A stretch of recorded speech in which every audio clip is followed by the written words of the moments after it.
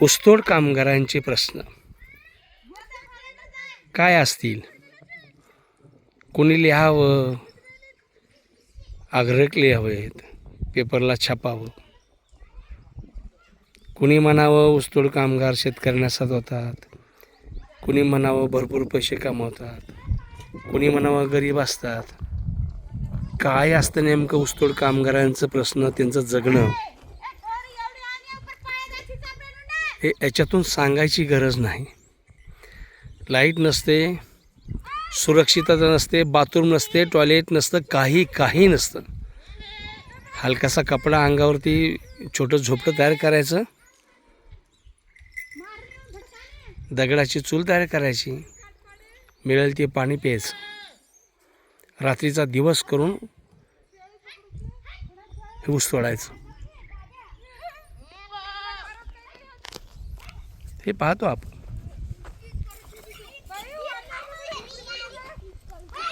ही बारकी लेकरं ऊसतोड कामगारांच्या सोबत ह्यांचं शिक्षण सुद्धा वाहत गेलं. ना सुरक्षा आहे ना आनंद आहे.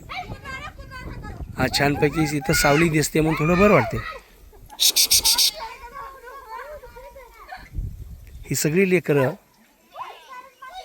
आपलं जीवन शिक्षणापासून लांब राहतात. मावशी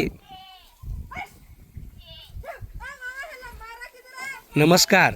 नमस्कार. जय सेवालाल. जय शिवालाल. कुठल्या जिल्ह्यातून आलात तुम्ही? इथल्या मुरुमच्या. मुरुम. कुठला तालुका? हे जे आपलं उंबरगा तालुका, जिल्हा उस्मानाबाद. जिल्हा उस्मानाबाद. धाराशिव जिल्ह्यातून तुम्ही आलात. दर वर्षाला ऊसतोड कामगार म्हणून काम करता. हो.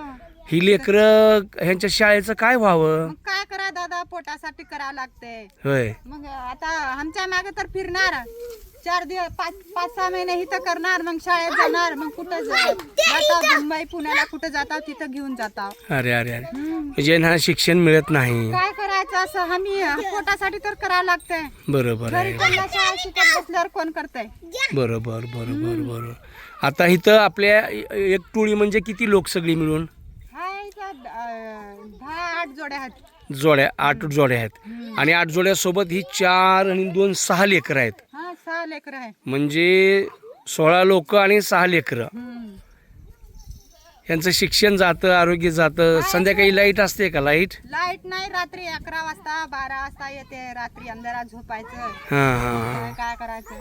पोटभर खायला मिळतं का ऊसतोड कामगार ऊसतोडतानी? लोक देणार उसात ठेवते पैसे, त्याचाच बाजार करता.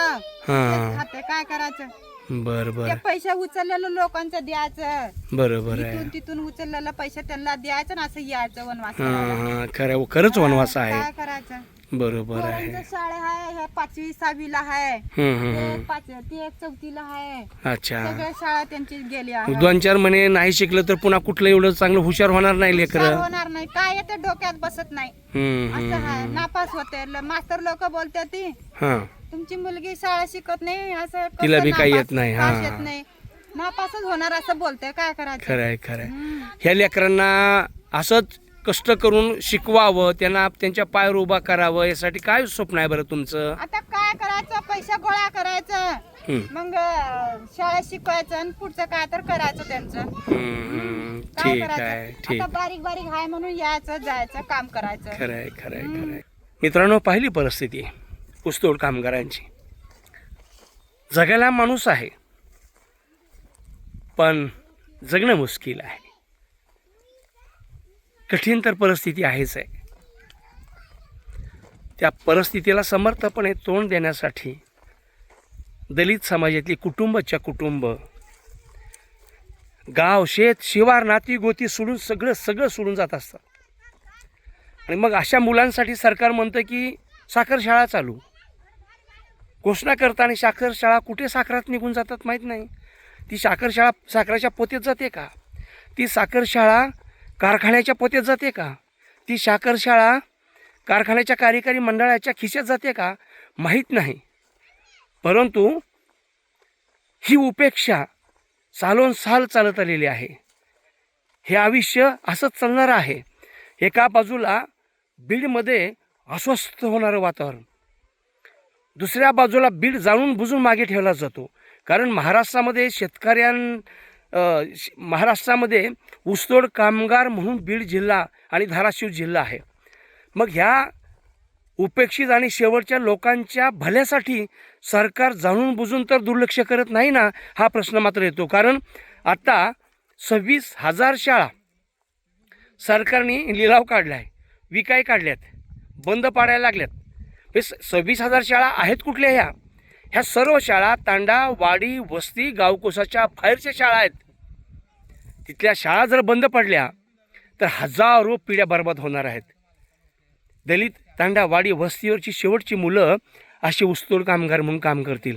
रोखायचं आहे, त्यांना शिकवायचं आहे, माणूस पण बहाल करायचं आहे, समानतेची वागणूक द्यायची आहे. तर शिक्षण हे वस्तीवर गेलं पाहिजे. 2000च्या दरम्यान आम्ही संघर्ष केला. वंचित बालविकास मंच संघटना स्थापन करून महाराष्ट्रामध्ये वस्तीवरती शाळा, जिथे मूल तिथं शाळा व्हायला पाहिजे, हा भारतीय संविधानाने दिलेला अधिकार आम्ही लोकांच्यापर्यंत पोहोचवला. सरकारने ऐकलं. आता वसंतराव पुरके नाहीत, त्या दरम्यान ते मला वाटतं शिक्षण मंत्री होते. त्यांनी तो प्रश्न ऐकला आणि गाव तिथं शाळा, वस्ती तिथं शाळा सुरू केल्या आणि शेवटच्या मुलांच्यापर्यंत शिक्षण पोहोचलं. आणि तेच शिक्षण आता आम्ही विकायला काढले. प्रश्न तर अनेक आहेत, विचार आपण करणार आहोत. उद्याची पिढी घडवण्यासाठी आम्हाला आज संघर्ष करावा लागेल. जय भीम, जय भारत, जय शिवराय, जय जिजाऊ.